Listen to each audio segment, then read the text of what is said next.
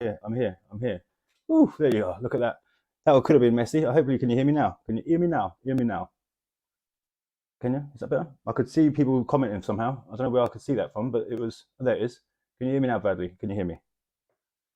Oh, good. Because that's sorry for being late. There's just like, hopefully you can hear me. I'm just going to check now if you can hear. 1 second. 1 second. I need to hear myself because I'm not really um all good with how do you call it?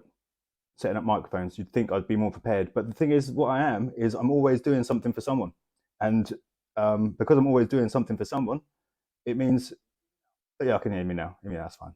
So because I'm always doing stuff for people, I sometimes forget about myself, and that's not because I forget about myself in a bad way, because I'm living their happiness and their and their pain and their journey and everything with them. Cool. So Gary's there. Hi everyone. Good to see you all, or so you to see me, or me to see you. But literally, I'm here doing. I put a post out earlier yesterday. First of all, let's just do the usual, right? We've got to. The last couple of days have been mental. I almost burnt the flat down last night. This morning, whew, thank goodness for fire alarms. I tell you, because it was. I fell asleep. That was dangerous. So live through that, and this has been a good week. I was just speaking to the person I was just speaking to has been in court this week, and he's been evening Michelle, he's been I sometimes digress. I sometimes go here, there, and everywhere. So forgive me, right? But he's been in court this week, and literally we've done a lot of work, and I think we're going to talk. I'll talk a little bit about that in a little bit. But I think the happiness and the joy and what he's living and the high he's got now is well deserved, and I think he's been through a hell of a lot to get to this point, and now we've got a good stepping stone going forward. And I suppose that's why I want to do this now, because I put this post out, and we do a lot of. I do a lot of. I do a lot. I don't. I sort of. I enjoy what I do. And I love it, and I love working with people, and I love helping people. And I think part of that is even when it goes wrong for people as well, if that makes sense. Because when things go wrong, we can learn from it, and we can try and get, and we can get better from it. We can get better. The pain makes us stronger. Well, the pain makes me stronger, and the way, and I'm working with people. That's what I do, and we take the pain together. We take the highs together, and together we're feeling it. Yeah. So sometimes they'll be talking to me, and I'll be like getting all emotional. They're emotional, but we always do the right thing. We always do the right thing, and that sometimes means doing the wrong thing, but even though it's the right thing, and that doesn't make sense to a lot of people. But those who work with me will know what I mean. And it's like we always have to do the right thing. We always stay within the guidelines of the rules, but we play by our rules. And I think there's because, and this is where it's working really well, yeah. Because when you've got people who, when you know how you're when you know the cycle of things, when you know the journey, when you know the rules that you've got to play by and the aspirations that they want, it's easier to get there. So this is family law we're talking about, and I'm getting a bit excited because I'm getting a bit jumpy and all over the place because it's been mental. Right, I'm taking a sleep there. Sway. Right. So ultimately, right, what we've got is a system that is totally not like anything else that anyone does, and it's a painful system, and it's a system that really, going through family court, anyone who goes through it, anyone who's been through it, anyone will know the pain that you feel. And if you get to the other side and you get your first court order and it's there and it's working and it's in line with what you're asking for, you know how good that feels, and it's like a weight lifted off your shoulders. Yeah. Now you're going to imagine the lows you feel, and we know, no, we know it doesn't matter when you don't get that. Now I was going through, those who know, I was going through my first non-mole with my 10 years ago, whatever. And I was going to my court hearing, every court hearing, not having a clue what I was doing, and just going in there asking, "Can I get my daughter now? Can I get my daughter now?" And ultimately, I was never going to let me see my daughter because it was a non-molestation. It wasn't child arrangements. But and every hearing, they would tell me the same shit, and I would ignore it, and I would ignore it, and I would go off, and I'd go speak to Fathers for Justice, and I would go speak to Matt, and I'd be like, what do I do now, Matt? And he'd wind me up, and he'd really get the blood boiling, and he'd be like, yeah, you can't take that, you can't take that. Oh, no, no, no. And I'd go and do some more silly, good at the time, protests. And do you know what? I wouldn't change any of the protests I did, even the silly stuff that I did outside Lila's school. Yeah, I could have done a lot worse, and I would have gotten a lot more trouble if I had gone through with what was planned. But I didn't, so no one has to know about that. So ultimately, what I learned though from this whole experience is I was fully charged, and I was really, really, really, yeah, social services were involved. Yep. I was really, everyone was involved. I got social service. I got people sacked. I got people out the door because of social services corruption. But the what am I saying? So basically, I literally we how can you put it, where was I? Fathers of Justice, right? So they kept me angry, kept me angry. So I was going into court. I was going into court, and I was angry. And when something didn't go right, or I didn't understand what was going on, I was letting that manly man, angry. My case is going to change the world attitude. It was terrible. I was terrible, and I wouldn't change any of it because it was part of the experience. It was part of the journey, and it was part of the pain and the struggling that I was going through. I had to go through that because I poured it on myself. And I was saying this to someone the other day, yesterday. I choose the more, and I have done all forever, chosen the more difficult road to walk down. And I only realised that. When I was working last year the year before in Eltham. I was doing there working, and YouTube was playing in the background, and it was just like motivational speakers and music, whatever was coming on.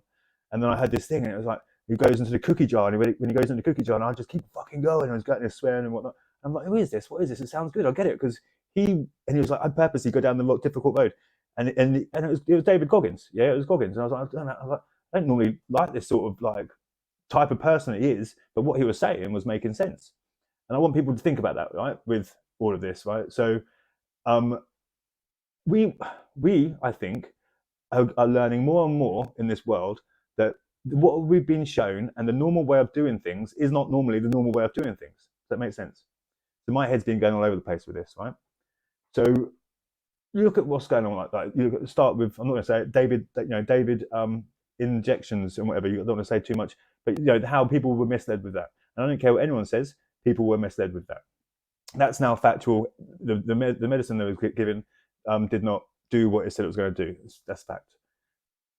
Regardless of that, there's many other things as well. So they moved a tomb. They moved a tomb somewhere from one place on these mountains to another place up higher up on the mountains. And it's been well documented they did this and they moved everything because it said, but this tomb originally was there for hundreds and thousands of years, whatever. But then they moved it over here, and it's like they've done it to protect the tomb. But it's like, hold on a minute, that's 100 in 15 years' time, 20 years' time. People will have forgotten that they've moved that, and that then the whole history will all be over there. And then everyone's like, oh, that's the tomb. That's never been changed. So it's like, okay. So when we're going through family court, and this could be just anything, because I made so many mistakes in court, and I made many mistakes based on what the narrative is for men when we're going through family court, yeah. And I'm quite, I don't mind making mistakes, and I don't mind owning my shit. That's part of the thing. My ways are somewhat, you could say, different, I suppose, and I'm a bit well, a bit blasé. I've done a lot of stuff wrong. I've done lots of silly things in court, and I've made lots of mistakes. But ultimately, I've figured out a way that gets people through court and got myself, because I was badly behaved and I had to show the courts and show the system that I was not just saying these things, I was having to do them, yeah, and I was having to act them, and I was having to show actions speak louder, yeah, and I had to jump through every single fucking hoop there was, yeah, five, and I know people, and what I'm proud of, and what I'm really proud of, right? This is what I get a bit emotional because this is what this is what it's about, yeah. So I know how hard people. I know how, and this is. I'm just saying. I know how hard people are finding things, and some days they have really good days, and some days it's all cool, and it's like, do you know what? They can take on the world. They're not seeing their kid or kids, and they can take on the world. And other days they're down and they're shit, and it's fucking awful, and the fucking whole world's going against them, and they're gonna, you're having these nasty thoughts about everything, and it's like, oh shit. But then when you get to the end, and it's never really going to be the end, let's remember that, yeah? You've got 18 years of this. Lara's 14, 15 this year. And I treat her like she's 21 already, or 18 already, or whatever. She's older than, because she's experienced so much in terms of life. It'd be wrong for me to try and mollycoddle her or whatever. So I give her freedom, and and I'm just there to pick up the pieces when she needs me, if she needs me. And she does, and she will. And she has, and has in the past. Ultimately, that's fine. I'm grateful for the relationship I have with her. But there's people who are getting these formative years, and this is what hurts me, and this is why I drive so hard for it, and this is why I suppose we're so we do. There's a certain type of person that I work really well with, and I'm lucky enough to be able to pick and choose who I work really well with, and they know if I. And I don't get wrong. If I leave you by the wayside, it's not accidental. If you're free, if you were working for free and stuff, and that's not intentional. It's just that I'm so spinning so many different plates and trying to do so many different things and help so many different people and trying to reach out to as many different people while trying to keep everything running and supporting as many people as possible and blah blah blah. Right. So it's never leaving anyone behind. I leave no man behind, and even those that try and make my life difficult because things don't go to plan for them, and then want to take out on those others and whatever. I would not even leave them behind. Yeah, I would still help them. They would knock on my door and say, oh, "Yeah, but look, I don't even think about the past. Yeah, the past is the past, and it stays in the past, and that's where the future. If you look, you can't live in the past. You have to learn from it. Yeah, so and that's what I'm doing. I'm doing all sorts of like mental like stuff in terms of psychology and messing around with dimension, like all sorts of weird. It's going to like, but anyway, you need to think what they taught you about fathers of justice is the biggest and the best you could say at saying at pointing out and highlighting the lack of rights for fathers in family court. But I don't think it is. I don't think it is. I think we fit that narrative because we're told to fit that narrative. Yeah, and I think this is going to upset a few people, or might piss a few people off. But I think we will be what we project. What you project is what you're going to get, right? And ultimately, like we have been doing things for 10 years. I've done this for 10 years now, not for myself, 7 different cases, and over a 10-year period, someone was thrown straight out, non-moles and just nonsense stuff. But like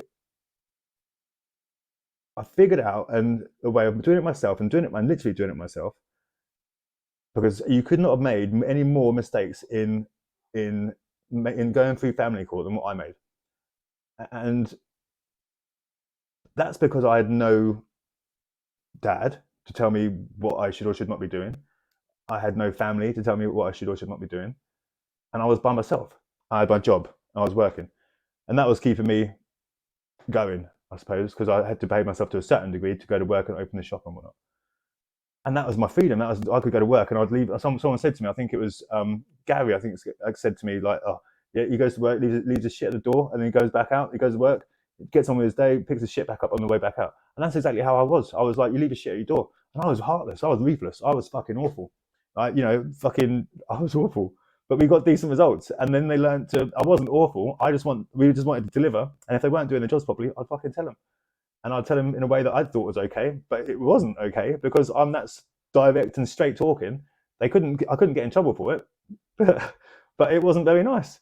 And they'd send me to shops that was underperforming. I'd just clear out the team within a week. Yeah, I'd just fucking get rid of them. They couldn't stand working with me. So that was part of the process, and that's part of the process. So anytime I go to the shop, a new shop, there's a blueprint in my mind of okay, I did that last time. I'm going to go and do exactly the same shit now in this shop, and I'm going to replicate that shit and make it better and learn from the mistakes that I made last time. And that's all I ever did.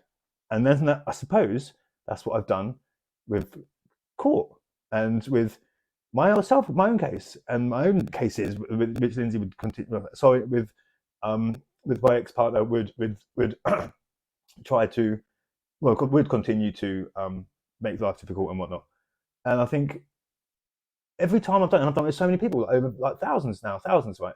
So every time I've done this, and every time I've made a mistake, and every time I've made a mistake in a case, or I've struggled logging into the like CVP, because you've got to think during lockdown was 2 years, right? With 2 years of pure, I was doing some days I was doing 3 hearings a day, yeah, and it was like ridiculous. And I was doing things back then. I was doing things for free. I could have fucking be living in a mansion or something like that if I hadn't been. If I was that ruthless. But that's why I was doing it, because I was doing it because it was to keep me going, and that's always how it's been for the last 10 years. And that's why I'm rubbish. Anyone knows who they pick up the phone to me and they start talking to me. And I think sometimes I'm thinking to myself, then they say, yeah, "Did you send me this email, Jason? Can you just do that?" And I have to say to them, "Shit, do you know what? I'm rubbish. I'm rubbish at just talking about my services and blah blah. I can talk to Snow about anything, but I don't want to give it that sales thing. But you put me on the shop floor selling the phone when it wasn't my product, it wasn't me. Different. But anyway, digressing again. What I'm saying is, law of attraction. That's right. Yeah. So law of attraction. That's part of it. So obviously I've opened my mind up to that sort of stuff as well, and meditating and vibrations and frequencies, right? But not only that, I've been able to go through the cycle so many times with so many different people, and every situation we look at it, right. And this is the begin. This is what we look at every situation, and they are similar. They're similar, but they're not the same because every family is different. Because not every one person's the same.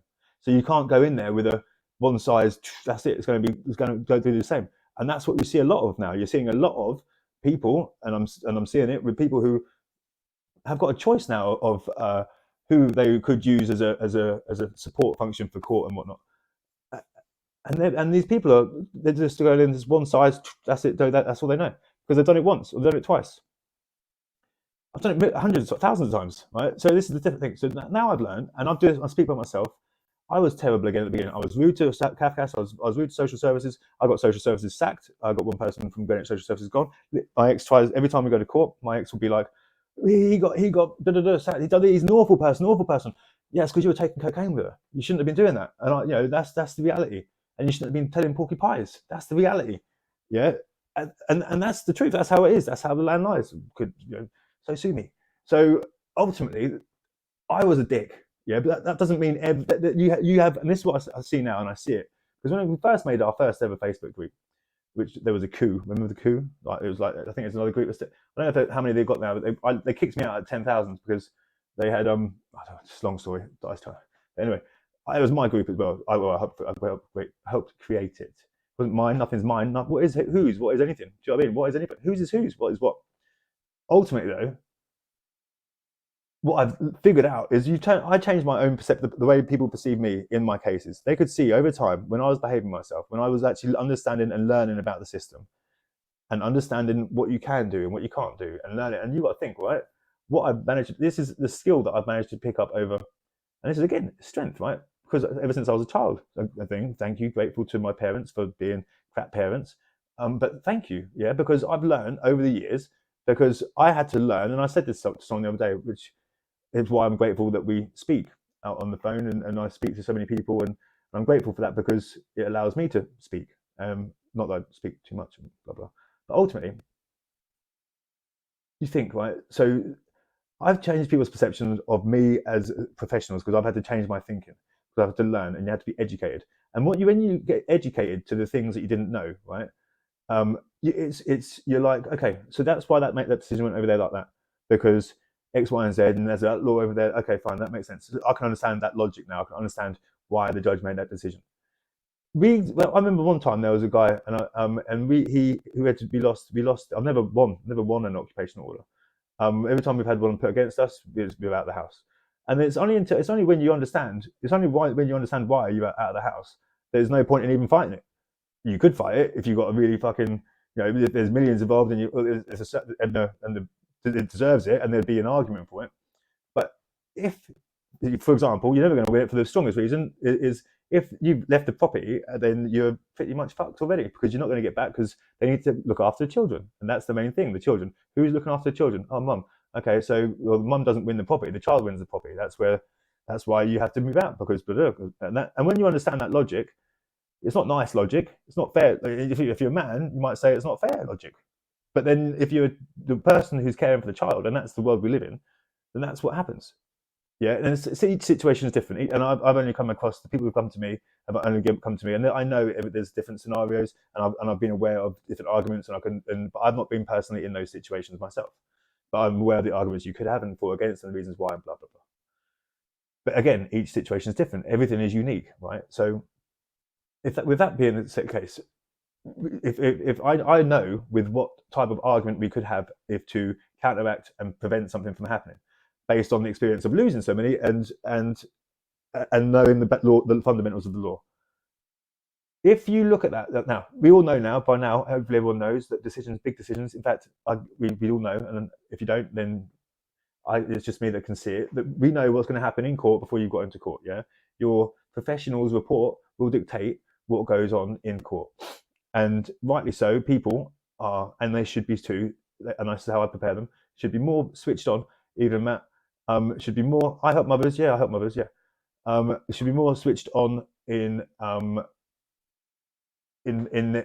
their pre-court shit and how they're dealing with professionals than what they should be when they're in court. Because what's going on in court is they're just going to rubber stamp what the professionals say. And then you think to yourself, no, the judge makes the decisions, judge makes the decisions. No. You could not be further from the truth, because ultimately the judge doesn't spend any time with you. The judge doesn't get to see you in an open place. They're out in their places. It depends what type of judge it is. They might like the whatever. I'm not saying. Well, I'll tell you what though. The judge this week is the best judge I've ever experienced. And this whole experience of the whole people of the whole everyone in the courtroom doing the right thing and just being so child focused, it was ridiculous. And I think what I'm more proud of is, because I remember that feeling myself, is when you don't realize you're wrong, and then the penny drops and you're like, fuck, I'm wrong. And you're like, oh fuck, that's what it is it? And it's like, fuck. But then when you're a good person, right, and you're humble and you're like, okay, well, I fucked up royally, but I didn't realize I fucked up. That's a genuine error. But I did that, so I hold my hands up to it, and I'll make sure I don't do that again. You're owning your shit, right? And that's what I did when I was in the non-mol, when I had to go through the criminal stuff, and then I got found not guilty after trial.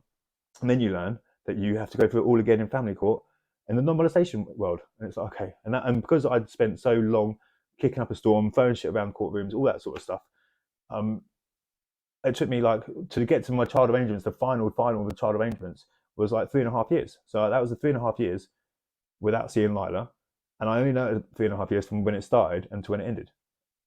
And that's weird, because I can't remember anything in between. And that's because my body blocked out the pain. And that's why I'm so passionate about helping people. And I help people not to make the same mistakes I made. And I guarantee you, given any situation, providing is no sort of lethal, sort of disgusting, you've not done something so beyond it's not safe, and I wouldn't sort of work with you.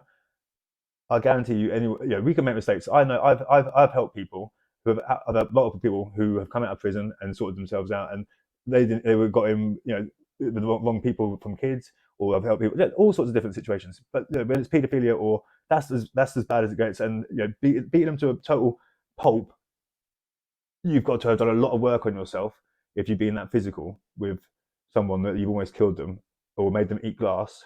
That's another one. I would never work with anyone. But that's severe, then I wouldn't work with them, because I'd say that's just too much. I couldn't get my head around it. That's today. That's how I feel today. But I'd never work with anyone who's done that sort of shit either. So ultimately, there's limits. But anyone who within limits, I could get anyone contact in court, anyone. And it may even be just indirect contact. It may be, I guarantee you, indirect contact easy. But sometimes not. I've dealt with cases where not even indirect contact. Yeah, so that does happen. But then I guarantee you, pretty much any situation, you could get at least the standard every other weekend. Standard, and I guarantee if you do things right, and you are respectful, because this is what I've learned, right? And everything it's easier to say now, but it's not easy to say when you're in the eye of the storm, and I know that, because the emotions are raw, and as a person who's been made to move out of your home, lose everything, you've got nothing. I had a situation where I had nothing. I just had my job and the clothes I was wearing, and I put all my money into the house, and that was like just under 100,000. It was loads, so I'd lost everything. So I was angry, and then you bump into someone who's angry, and their philosophy is roll them up, and then that's what happens. And that's what happens. Back then, internet was there, but it wasn't as good as it is now. But you think leading up to that, before that, Files of Justice, all the newspapers. So everyone's got this way of going through court, and it's not right. Be a man, and it's not right. But what you lose focus of when you're doing that is obviously your kid. And don't get me wrong, every situation is different, and you need to respect every single situation. And there's times when I say, we're not happy, that's enough now. And people will tell you, there's a time when I turn around and say, no, fuck that, no, we're not playing anymore. I'm going in, and I'll drop a bomb, and I'll drop 2 nuclear bombs, and I'll be like, that's it, we're not playing anymore. Did it the other day, and I'll do it to, if people are taking the piss, then we make sure there's a line. When they're taking the piss, I'll drop everything and be like, right, that's it. We're not playing anymore. We go harder, and then that's what we do. but there has to be a line, and that's within the boundaries still, and that's still within the boundaries. I would never do anything with anyone that would allow the court to say you weren't justified in doing that. Yeah, because when you're dealing with solicitors, they're bullies, and it's just like the Wild West as far as I'm concerned. But you're not calling it, as long as you're not calling anyone a CUNT or being racist or anything like that. You as long as you're doing polite and professional and you've got a smile on your face, you can get away with anything. Yeah, that's my thought. That's my theory with that. And even so, sometimes when you might be doing drafts and you might be forgetting to send the right one and you might forget to send the wrong draft, and that does happen as well. But even that's explainable in court, so that doesn't even bother me. So the reality is, what you so if you're acting silly, you're going to get silly, and I did that with all my Cafcass stuff back in the day. What happened later on in the years to come, when she kept going back, and I got fed up. I got like literally bored with it, and I started, and because I transformed, I'd be like, look, I'm happy. I've got my daughter. I've gone working. Life was okay. I was paying the bills. It was all good. I had a new sense of freedom again. And I was seeing Pandana. I wasn't seeing her. I was in with her. She was making me a better person. She was teaching me stuff. She was teaching me about Hinduism. I've learned over this week so much more about Hinduism and that more going further back and where it all come from. So Bandana had taught me a certain amount of shit that fascinates me, and it fascinates me. And I've been this week and I've learned about so much more as well, and that just amazes me because it's just like, oh, it's just amazing. It's like knowledge is power, man. Knowledge is power, and it can release so much stress in the family courts arena when you're going through it. And then what I'm really good at is I probably could get better at telling people not to worry, or doesn't matter what I say. Then that's what I've learned actually. This is what I've learned actually. It doesn't matter how many people you can say. How many times people say to me like this way, I can't tell you not to worry. I know. People know, right? When I know if it's going to be bad, I will tell you if it's bad. Yeah, I would say to you, you're fucked. Yeah, this is fucked. You got to expect this and this, and I'll always paint the worst picture. Because the one time this happened to me was in 10 years was when we managed to negotiate between us, the family and the dad and the mum, negotiate contact without the use of Cafcass, because the getting into court was so bloody long. And then we're leading up to Christmas, getting into court, and then I thought, never will we ever have a situation where we've got contact arranged between the parties, and Cafcass is going to pull it back, or the courts are going to pull it back. Never in a million years did I ever think that would ever happen. Why would they? Because there's no safeguarding concerns, especially when there's no safeguarding concerns. But that one time it happened, and then it was Cafcass that did that. It was Cafcass that stopped the Christmas from happening. So when I'm saying, and I'm not on these calls with people. I'm not on the calls with people. Yeah, but when these calls don't always happen on time, and that didn't happen, he didn't get the call. He had a call. This guy had a call 3 minutes before. 3 minutes before the court hearing, ended a call, and then they gets into the CVP, and they did that, and it's like, wow, wow, yeah. So you manage to negotiate all this, and they take it back. So when I'm saying to you, things do go wrong, they go wrong. Yeah, you're always going to get. You've got to say that use the Greggs or McDonald's. Yeah, McDonald's in Watford. There used to be two McDonald's on the same one high street. There's one at the bottom and one at the top. The top where they've just done rejuvenated it all. There's a Costa there, nice bits at the shop. The bottom half of the high street where I lived, where I'd moved into, WD18, I think it is. That was a shithole end. Right? I didn't realise that. Bandana didn't realise that, or maybe she did when she found it for me. I'm joking. But I was in there. Inside the flat was alright, but it was just a bit like right on the road, and the police were always going past with their sirens and shit. But the McDonald's on the corner was a lifesaver, right? It was a lifesaver because if I'd come home drunk or whatever, or finished work late, I'd go to the McDonald's and that would be my dinner. Right, but then they shut that. That was a shitty McDonald's, right? Because I had never shopped in the one at the top of the town, because the one at the top of the town, that's even better. But it shuts early, and it has nicer people in it. All right, so okay, so the same McDonald's on the same high street, one's shit, one's better, and you get that with everything. That's life. So you're going to get good professionals, and you're going to get bad professionals. You can't predict which one it's going to be. But let's look at it this way, right? Imagine you go into a job interview, and you're going for a job interview effectively wrongly. It's not wrongly. It's not wrongly. I don't care what they say. It's not wrong. It's not wrong that you have to do what you have to do when you're going through family court, when you're being investigated and this and that, whatever else. It's not wrong. Yeah, because you feel it's wrong. You feel aggrieved because you know that you're wrong. It's wrong. You're being made to feel like scum. Yeah, you've been made to move out your home, and you're being spoken to like an idiot, and they're patronising you, and they're picking apart your parenting, and And I tell you, the bigger party parenting, I've got such a good relationship with Lila based on how I parented in the past. Now that still continues now, and I've always been now, but I've always had that same sort of relationship with her. We agreed, me and her agreed in 2020 when she last spoke to Cafcass. And I said to Cafcass, I'm not playing, whatever. We'll go speak to Lila, do whatever. I'm not doing this anymore. I said whatever. And when it was that last time, it was that one. I saw the turning point on like case number 4 with me, right? And then that's when the judges and everyone was sort of saw what I was dealing with, because I just didn't.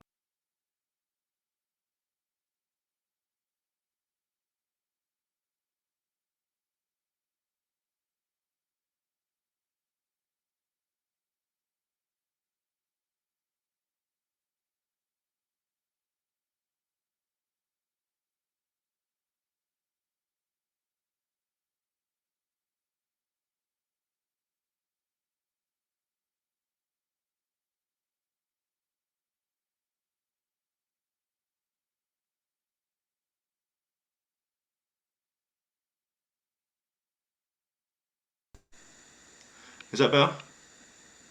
Ooh, ooh, ooh. A, B, C, D, E, F, G. Can you tell me where you heard to last? There you go. What did you get to? Where did you get to? What was the last thing you heard? So basically, okay, so testing. So I don't know what you heard last. No sound. Oh yes, it's on. Good. Okay. So Mackey's. Is that the last you heard? Mackey's all the way back then. Jeez. So your voice. The McDonald's gate. So the McDonald's. So basically, you got the same. That's long ago. That long ago. Okay. So I've been talking. So of course you're seconds behind, aren't you? Minutes behind. So Mackey's. If that's what we'll call it, McDonald's gate. We're at McDonald's gate. We can go back there. No, Cafcass. It depends on where you're watching, I suppose. We'll go. Yeah, it's all to do with Cafcass. It's all to do with Cafcass. Cool. But so McDonald's, so you get good McDonald's, you get bad McDonald's, yeah. My daughter, yeah. So I've got a good relationship with my daughter. Right, so we're gonna try and jump back in. That was awkward, but that's good. It was Cafcass. Okay, cool. So we've had the McDonald's bit. You get good people, you get bad people. Yeah, we've established that. You go into a job interview. Imagine this: you go into a job interview. And effectively you are, and it feels awful, and you shouldn't have to. But I just believe you should have to as well. You shouldn't, because if there was a risk, if there when people are upset, and and rightly upset because they're good people, and it's like, well, how could you be accusing me of this? How is this fair that you're accusing me of this and treating me like this? This is my children. I'd never do this. But then there are situations that it has happened, and then 4 judges. You said for case 4 judges could see. Yeah, that's it. Okay, fine. We were there. Okay, fine. So tables are turned. Tables are turned. We were there. Right. So, oh god, I'm not even. Me and Cafcass were taking the piss. Basically, good. Right. So we're just going to jump back in. I'm going to stop looking at this now because I'm going to get distracted otherwise. So I'm going to turn that off there. I'm not being rude, everyone. There you go. Right. So, ultimately, what it is you've got to then think. They could see what I was dealing with, and I was getting more and more blasé. But I was treating people with respect. Yeah, I was treating people. I was going to the meetings. I was clear that I didn't want to be there. I'm very direct, and I'm very direct. And when I write things, people get offended still because it's quite direct, and it's like, and that's just my nature of style. It's part of me. I can get away with it because I'm still being polite and I'm still being respectful. One of the earlier cases, like, people didn't like the fact, and I used to do it was some people might have seen one of my drafts, and I have to say it's a draft. Yes, it's not a real thing. It's a draft statement. Never made it to the court. Of course, it didn't. In the group, and you could see in there that how I wrote, like, and that was my last ever statement in court, and that was a final hearing, and it was talking about Liam Gallagher. And I'm not Liam Gallagher. Why making all this fuss? And it was just taking the piss basically. And I showed the whole conversation. She tried saying, I'd swear him with Lila. I was swearing with Lila. Lila was upset. I was like, hang on a minute. She showed part of the conversation, so I just gave the whole conversation. And then the judge was, looks like it's all fine, basically, it's all fine. And ultimately, it all comes down to the fact that she was talking rubbish again, and the judge nailed her to the floor. But that's because I had a good Cafcass report, and that's because Cafcass could see where I was coming from, and I believe social services now can as well, because I've matured and I've had to learn the system, I've had to learn the law, and I've had to learn what happens when you go down a certain road, and we all fall in every single thing as a category. You've got the emotional category, you've got the financial category, you've got physical, you've got sexual, and if they're all combined together, you're pretty fucked. Yeah, and the most simplest of cases, and although it doesn't feel simple to those going through it because you don't know it, because you've got to think it's the first time you're going through it, your body is experiencing this and your feelings are all new, and you're naturally going to be up and down emotionally. You're missing your kids. Yeah, there's nothing's ever going to come back from that. Nothing.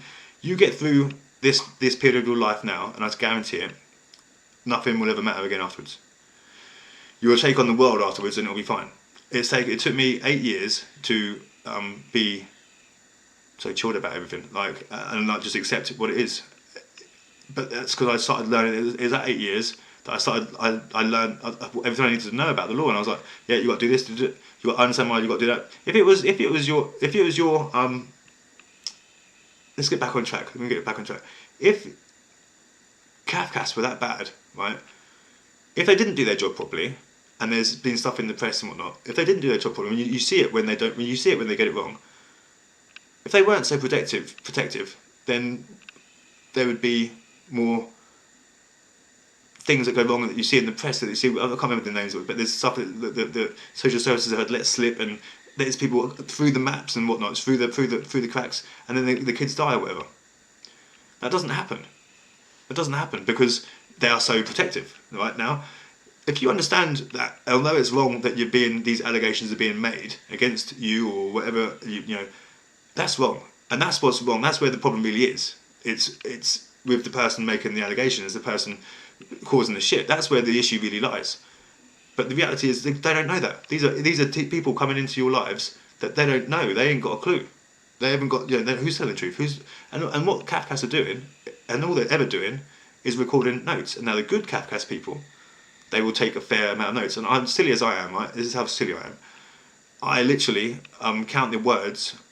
If it looks close, I won't bother counting them. But literally, if there's a big disparity between top and bottom, and like they've written loads of stuff for the other side, and they've written nearly nothing for you, there's a problem. Yeah, and people say you got to go into court we've got to go to Cafcass, speak to Cafcass. You've got to speak to Cafcass as if you're speaking to the judge. Yeah, it's more important than the court, and that there brings this whole new level of pressure, right? Because if it goes well, then you're flying. If it's going not so good, and I've had some recently where there were question marks about it, with 2 minds, then that's you've spent your whole time worrying. You're trying to panic. But I guarantee you this. I guarantee you. And if anyone's watching now who's had a Cafcass interview in the last 2 weeks, this includes you. And there's maybe 4 people who could be seeing this. And the date is when? It's 25th. You will still get your contact. You will still have, by the end of it all, by the end of everything, when all's said and done, I will guarantee you will still get contact. It's going to take longer, and the steps will be more arduous, and you have more fucking fire to jump through. But I guarantee you'll get contact. And the reason you have to go through that shit is because the judge has to understand, and this is what I've seen really clearly recently, right? The judge has to understand that he wants every allegation to come at you, or she wants every allegation to come at you, get it all out. Let's just iron out these allegations, but one by one, bit by bit. Question them. And if there's something to question, something to answer, then answer to it. But that's what they do. And then it gets to the point where once you've answered all your shit, and you're like, well, I'm the one under pressure here, you've answered all the shit to me, what about her? And then and this is from a man, I'm speaking from a man's perspective, you could do this equally, and I'm doing this equally for females as well. You get to the other side, and okay, so you put up with that shit, and you've behaved absolutely fucking implorably beautifully, yeah? Your feeling inside are fucking awful, but you've taken that emotional kicking. They're coming out and kicking you in the bollocks every fucking 2 minutes. That's what they might as well be doing, right? But you tolerated it all. And then there's she saying, or in this book from a man's perspective, they're saying, let's just take the gender out, they're saying, you're the most aggressive, nasty, blah, blah, controlling, blah, blah, and you're just being chill, you're just being cool, and you're saying, get on with it, let's go. The judge can see from day one you're not what the judge can see from day one, I believe, you're not what they think you are. That's if you are. The judge, you've got to think, I've done this thousands of times, yeah, in court with cases, CVPs and whatnot. This is people they do for life. I've done it for 10 years, not so much, you know, in the earlier years, definitely not as much slower. I was working full time on it.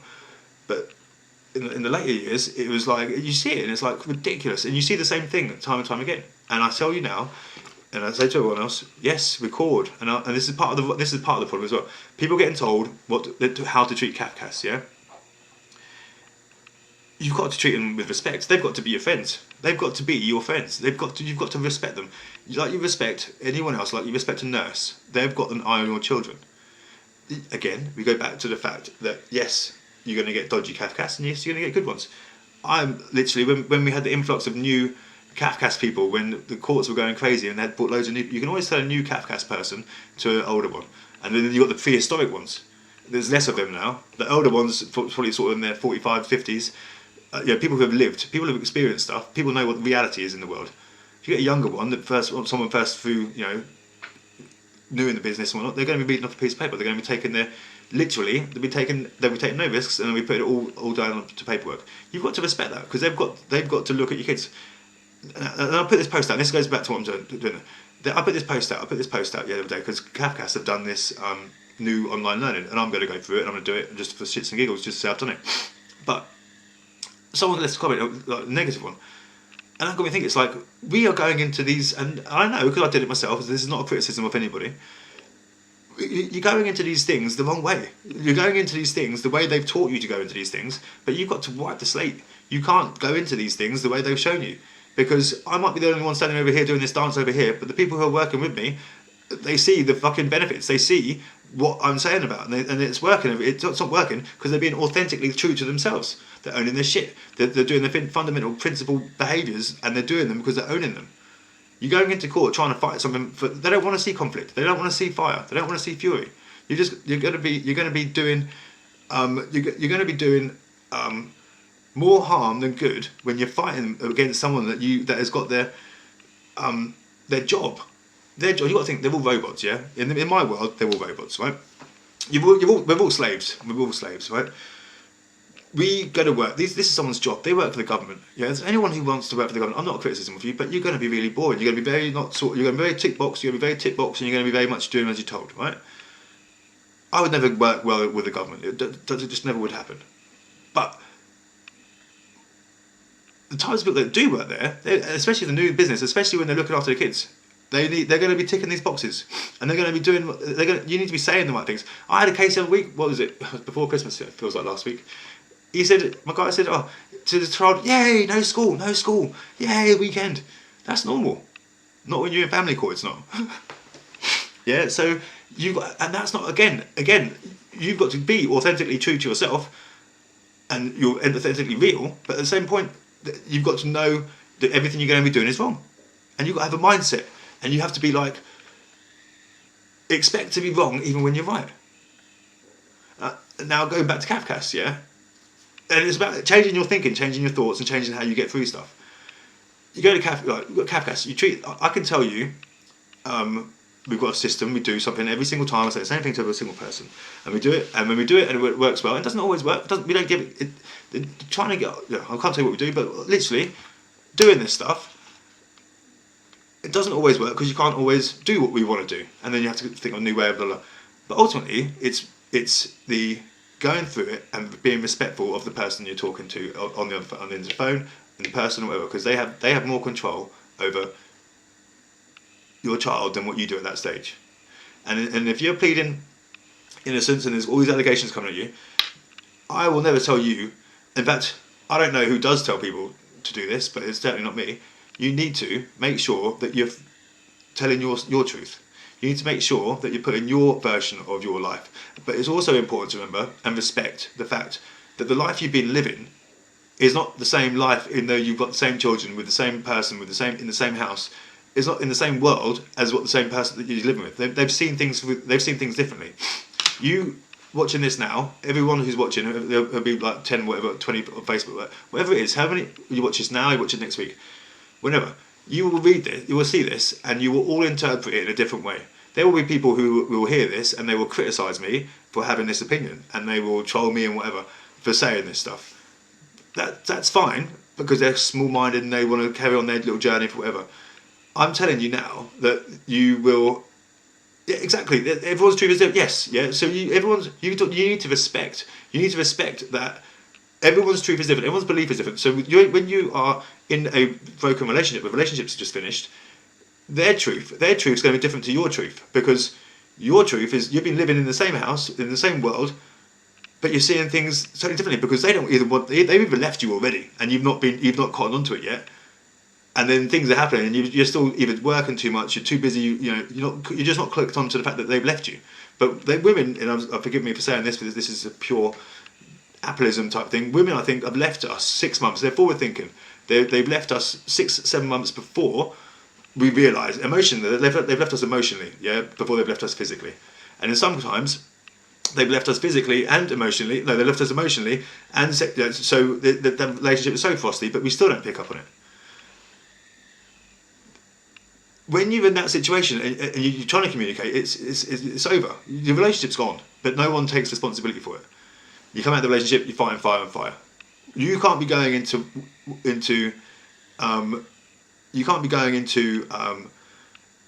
court with fire. You've got to be going into court with pure love. You've got to be going into court with pure empathy for what you've been through. And I'll tell you now as well, something I've learned in recent months. Men, we're all dicks. Everyone's a dick. Everyone's an idiot sooner or later. At one point in their life, I can guarantee you, I've upset someone. I try not to as much these days. I try to think more before I speak. But if it gets to a line, then I'm like, done. I'm over it. I'll do what I do. But ultimately, I try and just be respectful to anybody who takes the time to speak to me and whatnot. And I'm not someone that's going to go out of my way to make a conversation with people, because I'm just not like that. I'm not like that.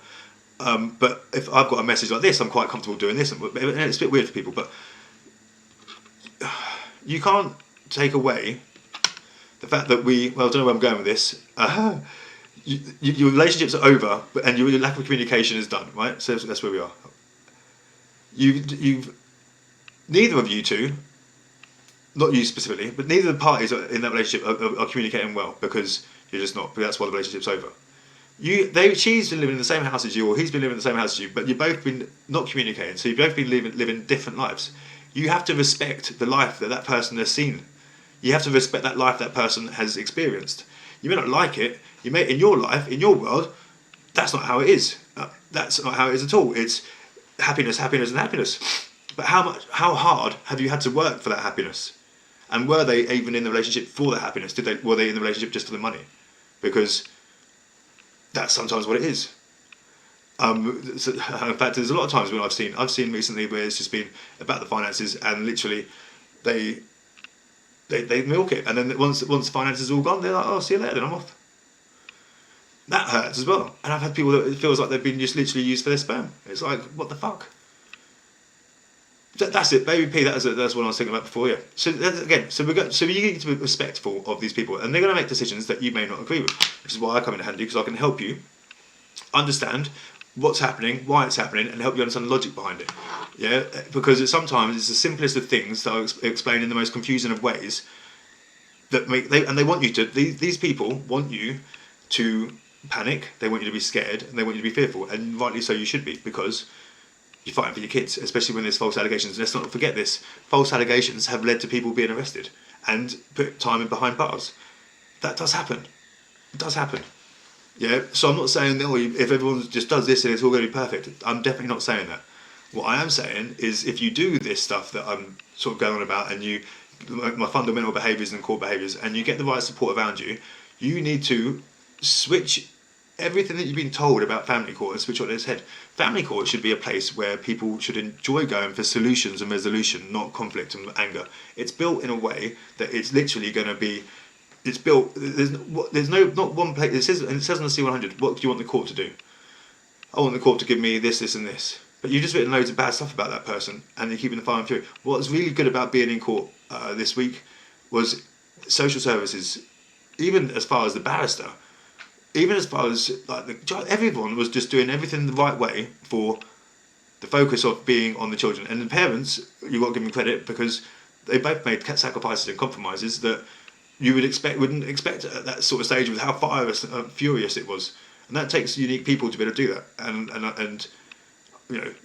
I think understanding, and I told him, this guy, he'd been spent £20,000 on a solicitor that hadn't even sent stuff. We've got the bill. We're doing a complaint to SRA, and we literally billing him stuff, and it hasn't been done. He's got no witness statements in court, and it's too late now to put them in. Judge wouldn't let him put them in, and I'm telling him all the way he's panicking. And I've gone with him with this last year. And so he's been 6 months. He's been without seeing his kid, and now, and that's not. In some 3.5 years, in some people, a week is too long. Yeah, let's just get that right. When you have no reason not to be seeing your children, that's too long. But then look how good this is, right? And this is still too long. 6 months is too long, and he's got to wait another few weeks now because we've got to get everything planned and whatnot. It's still, it's quicker. 6 months is quicker than it's probably one of the quickest actually, in terms of we've just got in there and didn't do, and I've got to call him back at 9 o'clock. So, or I've got to call Gary and then I'm going to call him, and then. But ultimately, we didn't. We just did stuff differently. We just went in there. We put documents in. We put forms in and stuff. We got to keep getting knocked back for certain things that we asked for, but I say ask for them anyway. But the judge explained everything why, and do you know what? As difficult as it is, you can't expect people just to be like, oh yeah, you forgive, you want to move forward. And I've been waiting 10 years for my ex to get over whatever she's got over. But some situations it's never going to happen, because unfortunately, in some situations, how can you put it? I still sacrifice stuff today to keep the peace with my ex-wife, to make sure that Lila doesn't have to experience what others would normally, I don't say normally fight for, yeah, normally fight for, but would be encouraged to fight for. If I hadn't experienced what I've experienced in my own situation and understanding things the way I understand them, I would be making more applications to. If I didn't have the relationship I have with Lila, I'd be making more applications to court to try and force my daughter to come and live with me. I've got what we on week on, 1 week off deal at the moment, but it doesn't exist. But it does exist, but it doesn't get followed. I could be enforcing that. I don't enforce it because I've promised my daughter that we're never going back to court in our given situation again, because she doesn't like being questioned about by Cafcass and this and that and whatever else, and she's getting fed up with it all. I have to respect what my daughter wants. Because even if I got a court order at this age, she was going to turn around and say, well, so we'll live with both of them anyway. But it's a waste of time, because, and that's what I think her mum's finally figured out, because hopefully her mum's, Lila's said the same thing to her. And, well, it's not her going without, is it? That's the thing, that's the difference. It's me that's going without the contact. It's me that's making that choice to do that, and for the sake of my daughter, because that's what she's asked me to do. But at the same point, I said this the other day. She called me up on the night after on our 2-day hearing. She called me up after the first day, and on that night, and she said, "Daddy, I want to live with Mummy." Ooh. I went to court the next day, and I said to the judge, "That's what you got to do. I don't know if you're going to do it or not, but that's what Lila wants. That's what she's got to get." So she did that, and she gave me as much as she could, based on I was living in North London. It was never going to work, me living in North London and me working in retail and then working 5 days a week, 6 days a week. It was never going to work, me having a lives with order, live with me. It was never going to happen. But I managed to turn around after my first case, all the bad behaviour, all that, to get a really good court order that she was spitting feathers with, that by rights I should not have had. And if I had stayed with Fathers for Justice doing the stuff that I was doing, I wouldn't have any contact. And I understand why people don't have any contact, because they don't listen to what the courts are saying, and they're not respecting. They're respecting the anger and the frustration too much, and the people who are poking them. And I've dealt with people who've come back to court with me, and they've gone to court, they've got nothing. They come back to court with me. I don't beat around the bush. If I think you're being an idiot, or you need to think differently, I will make no secret of saying, "Oh, that's not right," but well, in a polite sort of way, to start with, to see how much, I don't want to offend anybody. But I'll always play devil's advocate. But literally, you've got to be able to. I think the word this guy Jay London says is pragmatic. You've got to be pragmatic. You've got to be peaceful. You've got to be the peacemaker. I've got to, with Lila, I've got to show her that our relationship was not, mine and her mum's relationship was not okay. It was not okay. I don't want my daughter growing up thinking that I had a spiteful tongue. I do have a spiteful tongue. And I said this week. He was like, "Oh, I reacted to this." I went, "Yeah, you reacted to it. You're part of it. You're still part of it. Just because you react, you're still part of it." By not reacting and walking away and ending the relationship, that's when you can say, "I'm not part of this anymore. I've known too many times. I stayed with my ex-wife for too long, based on that my daughter had to put up with too much arguments, which has caused her unnecessary trauma, which I have to live with, which is not easy. And any parent who can be honest with themselves, because if you speak to my ex-wife, it's all my fault. Everything's my fault. But then that's because that's the story she's had to tell and the life that she lives and that dimension. I can't change that. I can't change her version of reality. I can't change her perception of reality. But I just have to. I could fight it, but then why am I fighting it when everyone can see what the situation is? And the only person that's going to cause conflict, the only person that's going to cause resentment towards is going to be me from my daughter.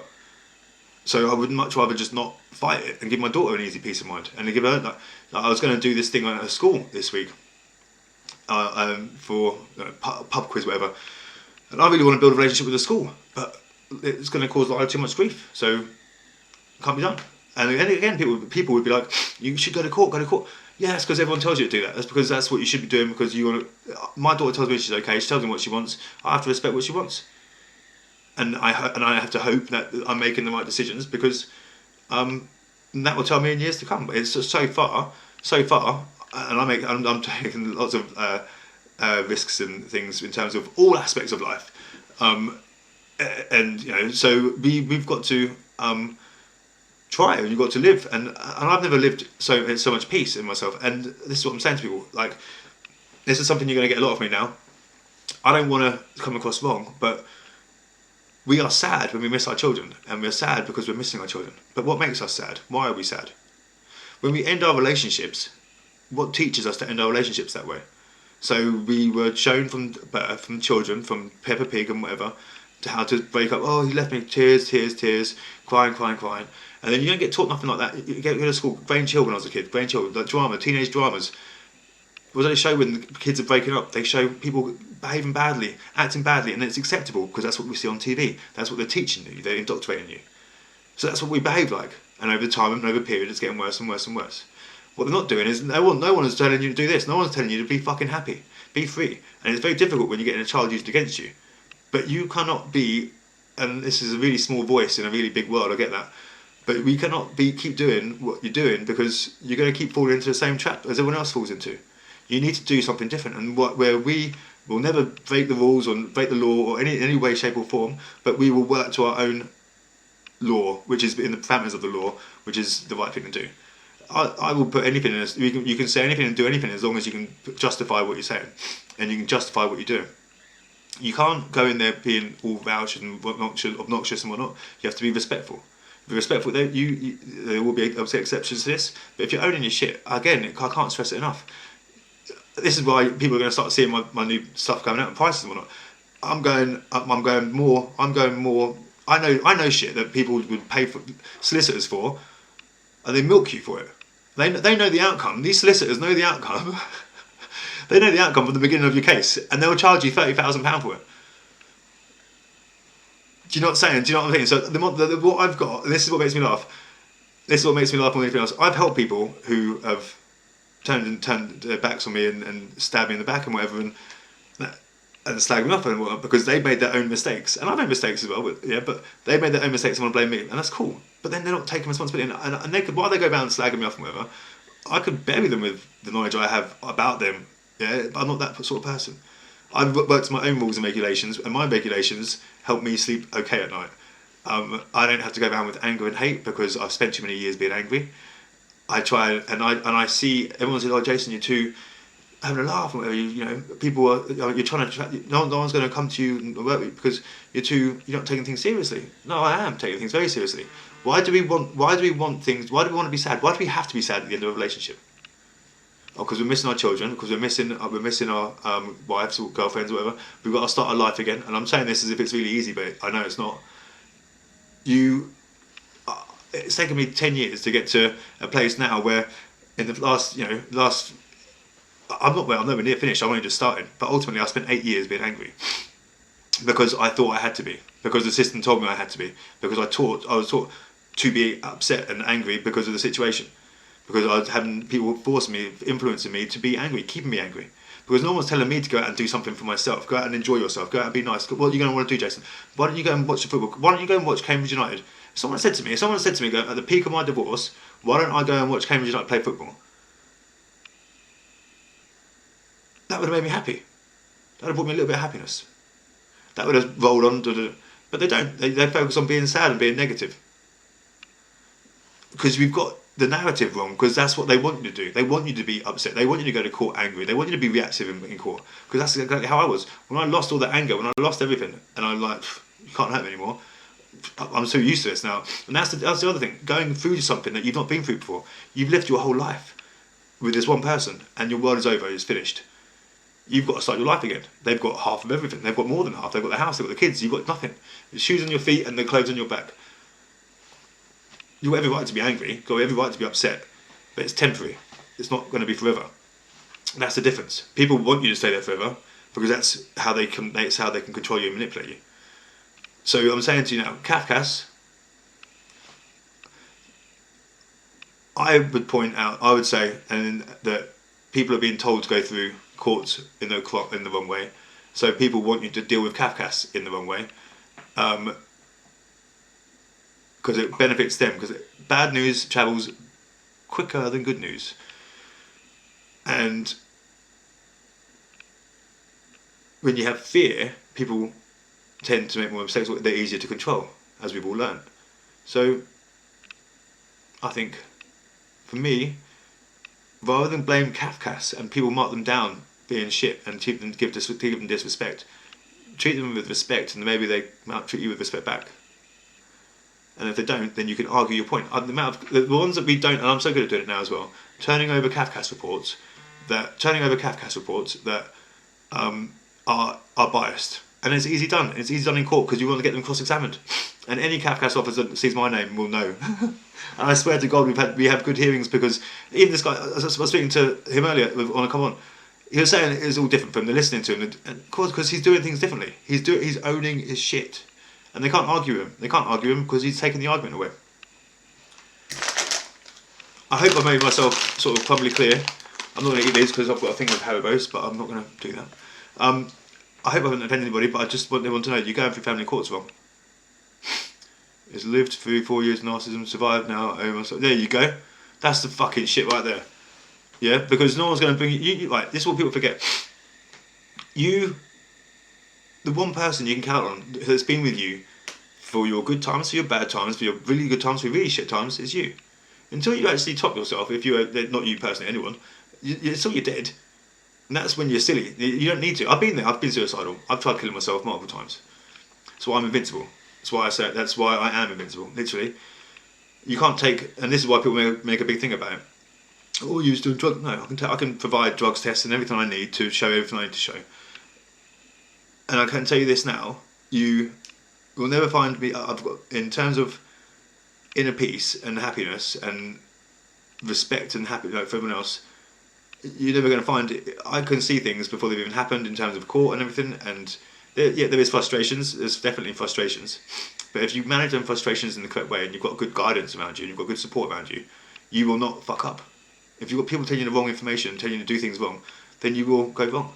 And that doesn't mean we roll over and take it in the ear either, because we don't do that. But there's ways of dealing with problems. There's ways of dealing with the professionals in a professional way, and sometimes in a not professional way. When we need to go to social media, we go to social media. When we need to air it in public, we'll air it. We'll do what we need to do to make sure we make the right noises. But that's the difference. I know I've done so many crazy shit. I'm surprised I've not been in more trouble. But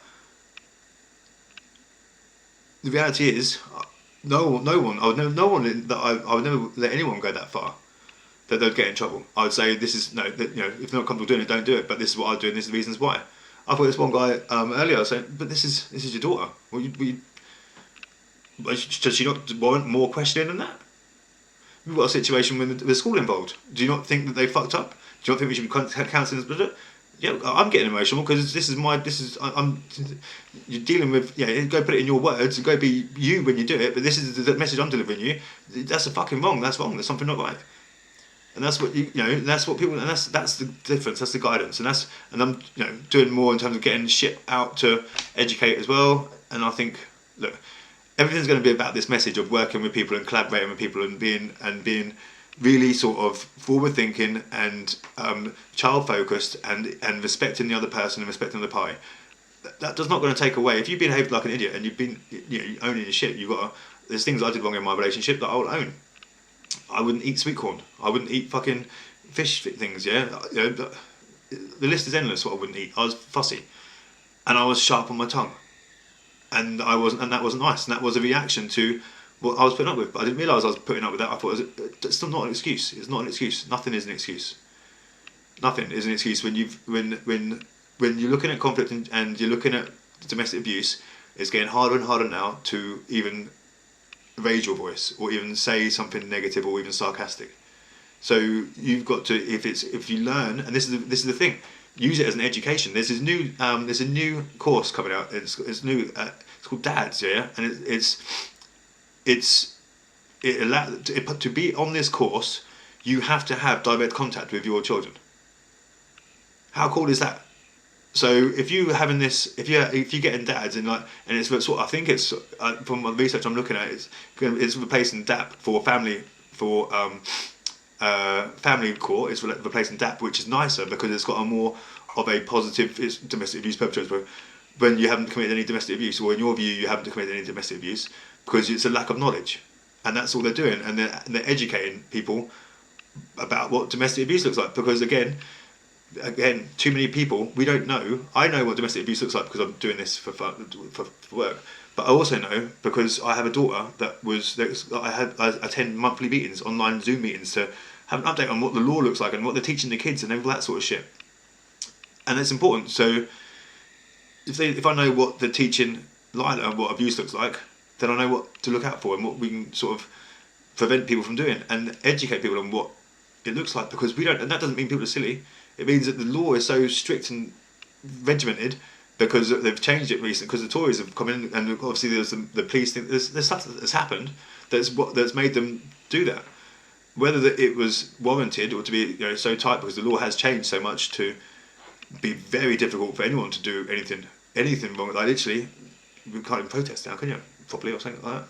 But you can't, in terms of domestic abuse and that, you've got to be, anything you say, like literally, I was being me, and I said, oh, she probably moaning because she wants some carrots in her mashed potato. Yeah, if I can say that, the carrots in the mashed potato analogy, or the sausage in a mashed potato analogy. If I was, she only wants a sausage and a mashed potato, that would then be a class as me being sexually abusive towards a woman. If this new law comes through. So there's stuff that we can't get away. Anything you do is abuse. Anything you do, if you're going through a breakup, is going to be wrong. But it's not going to be wrong. But you just need to know how to deal with it. And what I've learned again over the years, it works. And again, I'm going to go because I'm talking too much. I've got people to call, and he's just messaged me there now. I've got to call him now because yes. And then I was trying to call you afterwards, Gary. I'll call you afterwards, Gary. And then I think there's a few other people I need to try and get hold of. I'll send you messages too. If anyone needs me, my number is 07883 959 195, or if you just email me, info@mymackenziefriendservices.com, or send me a text message on 07883 959 195, or I don't know. Make sure, let me just tell you this quick lesson, right? Make sure you don't set your kitchen on fire through okay, no worries. Make sure you don't, a little before you go, Gary, don't, make sure I did this last night or this morning, whenever it was, put the bacon in the thing, and I fucking almost burnt the kitchen down. In fact, I did burn the kitchen down. I don't know what time it was in the morning, but I had all the windows open. I woke up, it was all fucking fog everywhere, and like the alarms are going off. I'm like, shit me. So yeah, people, make sure you turn the ovens off, and make sure you look after yourselves. And thank you for watching. Thank you for being here. If anyone needs me, I'm about. Always not easy to get hold of initially, but then text me, I'll call you back. Email me, I'll call you back. Yeah, we'll go from there. Peace and love, everybody. Peace and love. Stay strong. Stay strong.